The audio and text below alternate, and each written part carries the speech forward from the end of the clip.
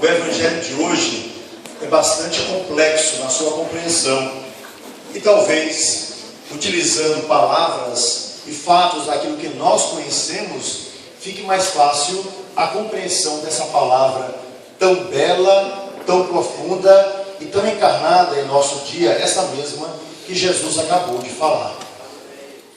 Ora, há mais ou menos um mês e meio atrás, eu tive a alegria de ler uma reportagem na Newsweek, uma revista, pela internet, com o resultado de uma pesquisa feita na França por um pesquisador, historiador. A pergunta é básica, mas eram duas perguntas capciosas. A primeira dizia, para aquelas pessoas mais ricas: o que é que você conseguiu comprar com a riqueza que você acumulou? Porque eles fizeram pesquisas com jovens, milionários e bilionários, que conseguiram o seu primeiro milhão antes dos 25 anos de idade. Então eles queriam saber o que essas pessoas compraram com esse dinheiro que receberam tão jovem.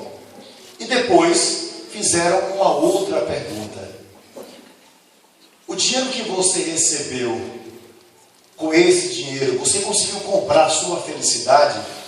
Veja que a pergunta é capciosa, não é? Dinheiro traz felicidade, não é isso. Mas você conseguiu comprar com o dinheiro que você recebeu a tão desejada felicidade? Foram essas duas perguntas. E eles encontraram as mais diferentes pessoas, os mais diferentes jovens, dentre eles Neymar, que nós conhecemos bastante. E a resposta foi unânime, a primeira. Ou seja, o que você conseguiu comprar depois que você conseguiu o seu primeiro milhão? Então as respostas foram: eu consegui comprar uma mansão para mim, uma mansão para os meus pais, eu consegui comprar tudo que eu desejava. Então as respostas estavam muito ligadas àqueles sonhos que não são tão diferentes quanto aqueles sonhos que nós temos na cabeça: uma boa casa, um sítio, um barco, o melhor carro e assim por diante. A resposta foi comum. Mas na hora da segunda pergunta é que apenas uma pessoa deu uma resposta diferente, e essa para mim foi a mais interessante. Porque perguntaram: com o dinheiro que você recebeu, você conseguiu comprar a felicidade? E por incrível que pareça, por causa daquela pergunta que todo mundo sabe, dinheiro traz felicidade, a resposta foi quase que comum: sim, consegui comprar a felicidade, porque agora eu tenho tudo que eu quero, porque agora eu não tenho mais preocupação de conseguir aquela casa que eu tanto desejo, ou tirar dos meus pais alguma coisa, porque agora sou eu que dou para eles aquilo que eles tanto desejam. Mas a resposta foi tola. E teve inclusive uma determinada pessoa, cujo nome não foi revelado, que deu uma resposta incrível. Ele disse: eu hoje consigo comprar tudo aquilo que eu quero. Eu comprei a felicidade. Por quê? Porque eu compro as mulheres que eu sempre quis. Então, ele vivia naturalmente com prostitutas. Hoje em dia, eu compro os amigos que eu sempre quis. Então, o que ele conseguiu comprar com dinheiro, são coisas, no mínimo, estranhas. Mas a única resposta que me foi convincente foi a resposta dada por Bill Gates, aquele norte-americano que a gente conhece bastante quando liga o celular, quando utiliza o Word e assim por diante. É um homem, voltou a ser o homem mais rico do mundo. E a resposta dele foi bem interessante. Repito a pergunta: você conseguiu comprar a sonhada felicidade com o dinheiro que você recebeu? E Bill Gates, naturalmente, o homem mais experimentado, respondeu: não, porque apenas duas coisas conseguiram me trazer felicidade até hoje: a fé que eu tenho em Deus e a minha família. Essa resposta serve perfeitamente para o Evangelho que nós acabamos de ler. Jesus está na casa de um homem rico. Está na casa de um dos chefes dos fariseus. Vejam que Jesus vai para todos os lugares. Jesus não faz acepção de pessoas. Jesus não apenas convive com os mais pobres, com os marginalizados, Mas Jesus vai evangelizar aquele homem que mais do que ninguém precisa ser evangelizado. E Jesus percebeu como para aquelas pessoas era importante ser rico, como para as ricas, como para aquelas pessoas era importante, não é, a classe estar no primeiro lugar, como era importante a conta que eles tinham lá no banco, como era maravilhoso ser mais endinheirado do que o irmão que estava ao lado. E Jesus diz uma coisa assim tão interessante, não é? Chamando o fariseu: olha, quando for dar uma festa, convide as pessoas mais simples, convide os coxos, os aleijados, os pobres. No fundo, Jesus está falando de uma outra coisa. Mas vamos adiante na nossa reflexão. Meus irmãos e minhas irmãs, às vezes, sem que nós percebamos, nós criamos para nós mesmos, e isso Jesus mostra através do Evangelho, uma caricatura da nossa vida. Às vezes, sem que a gente perceba, a gente deixa de ser aquilo que a gente é, e a gente cria uma fantasia, não apenas para nós, mas para as pessoas que estão ao nosso lado. Quantas pessoas se escondem atrás do seu sobrenome? Quantas pessoas se escondem atrás da sua cor? Quantas pessoas se escondem atrás da riqueza dos parentes que viveram no passado? Quantas pessoas vivem a fantasia de imaginar que a vida é só aparência? Daí temos na sociedade tantas pessoas etiquetas, tantas pessoas que representam apenas uma marca. Conheço pessoas que apenas Pierre Cardin, conheço pessoas que apenas Gucci, conheço pessoas que apenas Rua Teresa. Ou seja, cada um às vezes representa uma marca. Mas Jesus pede de nós uma coisa fundamental para a nossa existência. Em primeiro lugar, Jesus deseja que nós nos conheçamos. Nós não podemos ser outra coisa além daquilo que a gente é. E Jesus nos pede que nós nos transformemos diante daquilo que Deus deseja de cada um de nós. Por quê? Porque cada um de nós traz dentro de si três coisas fundamentais no dia do nascimento. Cada um de nós traz um talento, cada um de nós tem uma missão, e todos nós temos uma vocação. Ou seja, cada um de nós tem um talento. Existem coisas que só eu sei fazer e que vocês não sabem fazer. Existem coisas que cada um de vocês sabe fazer, mas que o outro não sabe fazer. Ah, minha mãe cozinhava como ninguém. Esse é o talento da minha mãe. Ah, minha prima costura como ninguém. Esse é o talento da minha prima. Ah, tal pessoa sabe fazer tal coisa. Esse é o talento dessa pessoa. Cada um tem o seu talento que precisa ser potencializado. Mas também todos nós temos uma missão. E qual é a nossa missão? Cada um de nós precisa reconhecer qual é. Parece, eu tenho certeza, que a minha missão é a de evangelizar. Isso também pode ser comum a todas as pessoas. O que é certo é que cada um de nós precisa reconhecer qual a missão que Deus lhe deu. E sobre essa missão, construir a história de Deus sobre sua própria vida. Entretanto, existe uma coisa fundamental, que é a nossa vocação. Todos nós somos vocacionados. Não são apenas aqueles que vão para o convento, vão ser padres ou vão para a vida religiosa. Não é isso. Todos nós somos vocacionados naquilo que Jesus nos mostra no Evangelho. Para quê? Para a santidade. Todos nós, sem exceção, e todos os homens do universo são chamados à santidade. Por quê? Porque a vida é muito curta. E as aparências não nos levam a nada. Jesus mostrou hoje no Evangelho daqueles que queriam ficar na frente. Mas o que vai nos distinguir ao longo da vida é saber até que ponto nós fomos capazes de nos aproximar de tal modo de Deus que nós refletimos esse Senhor nas pessoas que estão ao nosso lado. E ao mesmo tempo, até que ponto a nossa santidade foi verdadeira, que ela nos deu a alegria de ganhar o reino dos céus. Sim, em outra passagem, Jesus nos disse de que adianta o homem ganhar todas as coisas, de que adianta o sobrenome que a gente tem, de que adianta a cor que a gente tem, De que adianta o dinheiro que a gente tem no banco se nós perdermos o reino dos céus? Portanto, nós não apenas somos chamados a viver essa santidade, mas também nós somos chamados a convidar cada irmão e cada irmã para viver essa santidade no dia a dia. E como é que a gente vive essa santidade? Não vivendo dividido. Ora, o que é viver dividido? É não viver integralmente essa vocação, é não viver integralmente aquilo que Jesus nos pediu. E a sociedade onde nós vivemos está cheia de homens e mulheres divididos. Sim, eu sou casado, é verdade, mas de vez em quando eu dou uns pulinhos cerca para fora, porque afinal de contas eu sou homem. Então isso é viver dividido. Ah, eu sou casada, mas de vez em quando eu tenho que fazer novas experiências. Afinal de contas, ninguém nasceu para ter apenas um marido. Isso é viver dividida.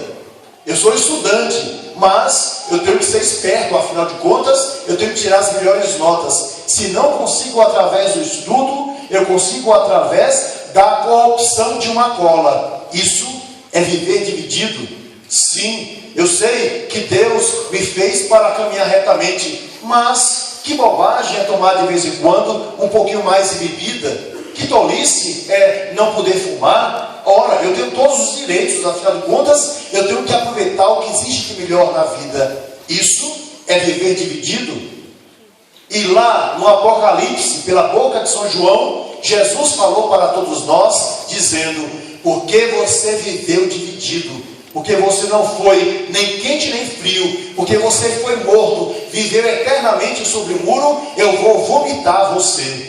Significa dizer, você buscou para a sua própria vida o inferno, e é para lá que você vai, não apenas após a sua vida, mas você já vai viver a partir de agora o inferno na sua existência.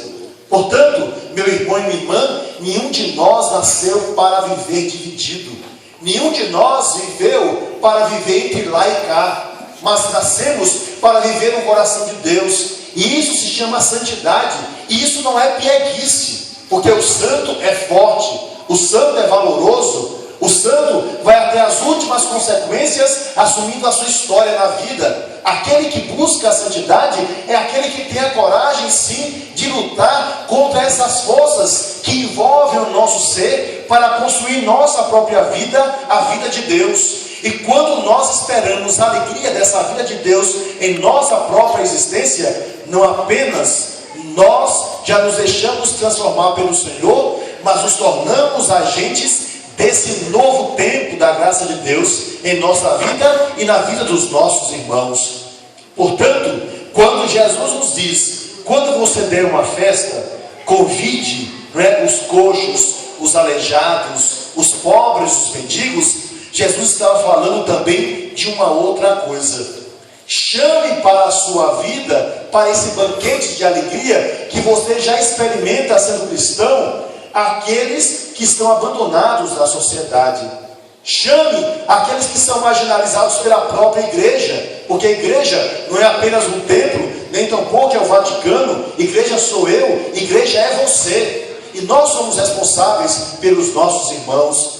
Quando você for dar um banquete da vida, chame aquelas pessoas que ainda não experimentaram, os que estão nas drogas, os que estão na bebida, os que não conseguiram largar o cigarro, aqueles que vivem divididos na sua família. Chame os miseráveis, chame aqueles que não encontraram ainda a resposta para a sua existência.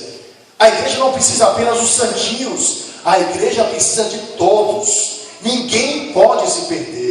E nós somos missionários dessa vida, porque nós não apenas queremos caminhar para Deus, mas somos responsáveis para levar para Deus também esses irmãos que ainda não encontraram a verdade, que ainda não experimentaram em sua vida a beleza e o sabor de Deus, que ainda não fizeram talvez a experiência profunda desse encontro, como nós fizemos, por exemplo, durante esses dias.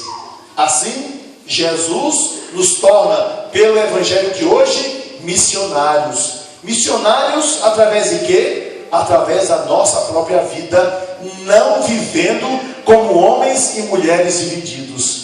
E ao mesmo tempo, por abraçar o Senhor, ter a coragem de jamais desistir, porque para aquele que for perseverante, vai estar sempre reservada a melhor parte, e é essa que Jesus deseja dar a mim e a cada um de vocês que está aqui presente.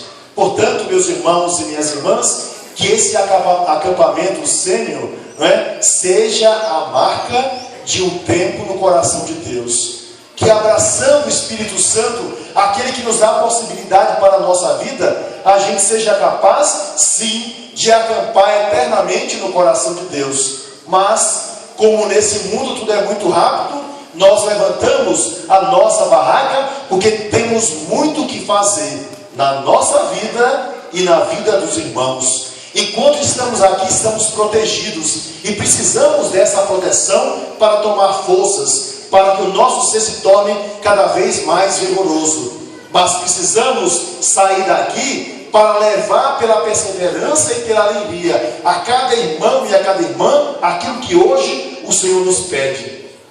Agora, temos que saber que posição nós levamos nesse banquete, nessa vida. Portanto, temos que ser perseverantes naquilo e nesse desejo único que nós vivemos agora. Meus irmãos e minhas irmãs, acreditem no que estou dizendo, não por pieguice, nem tampouco para tentar colocar apenas uma coisa na cabeça de vocês. Se a gente tiver consciência do que é a alegria da vida de Deus em nossa vida, nós seremos capazes de deixar de lado e lançar para fora aquilo que nos coloca no fundo do poço. Se nós tivermos coragem de abraçar a palavra de Deus na nossa existência, nós seremos capazes de começar uma vida nova, por mais que sejamos tentados a permanecer na lama a vida inteira.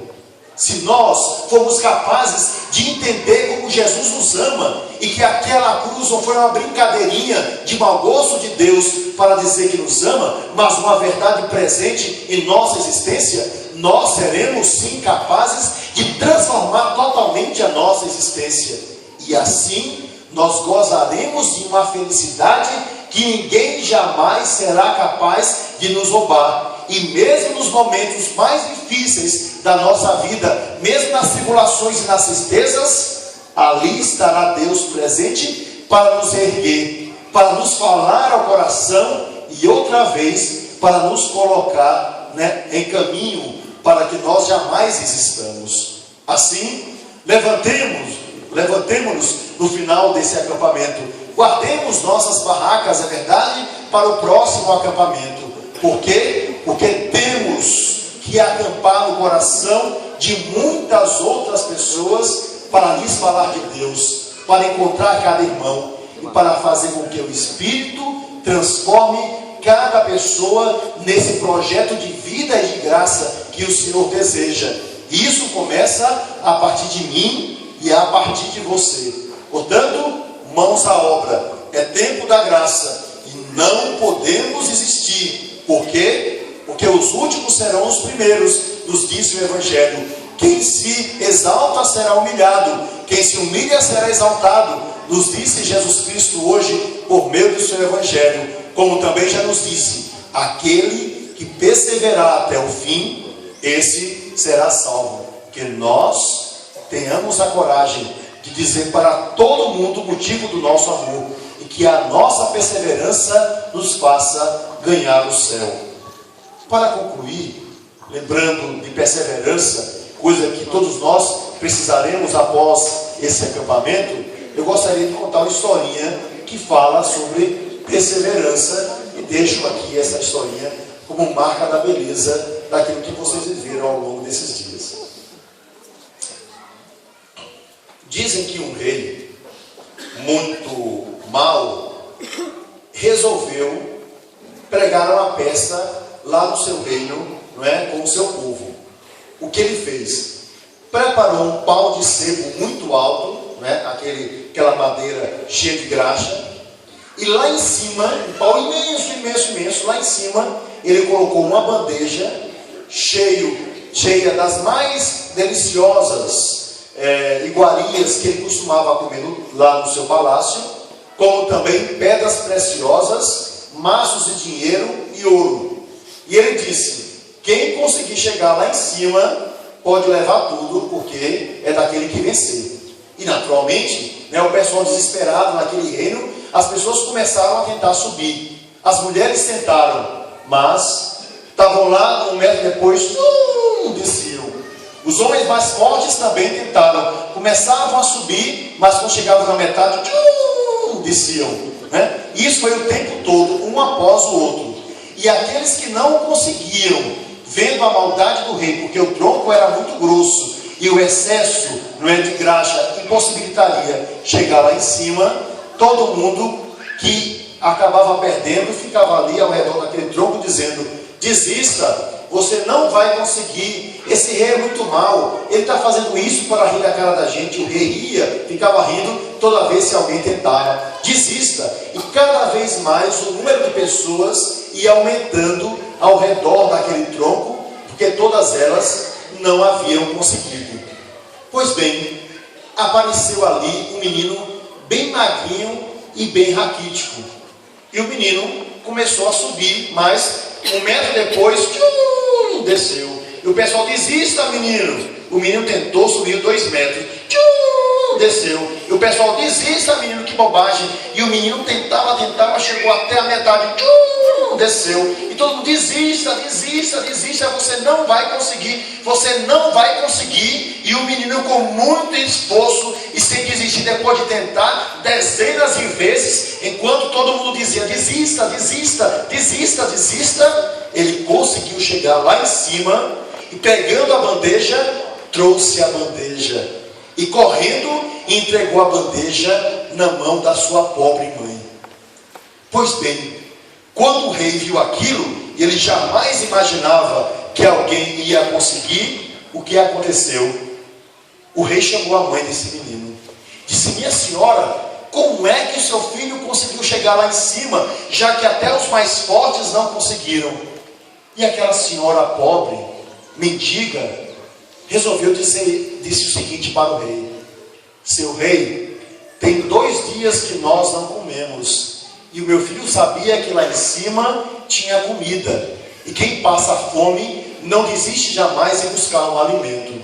Mas tem outra coisa muito mais importante: meu filho é surdo, e ele não ouviu a voz daquelas pessoas que no conjunto ficavam dizendo o tempo todo: desista, você não vai conseguir.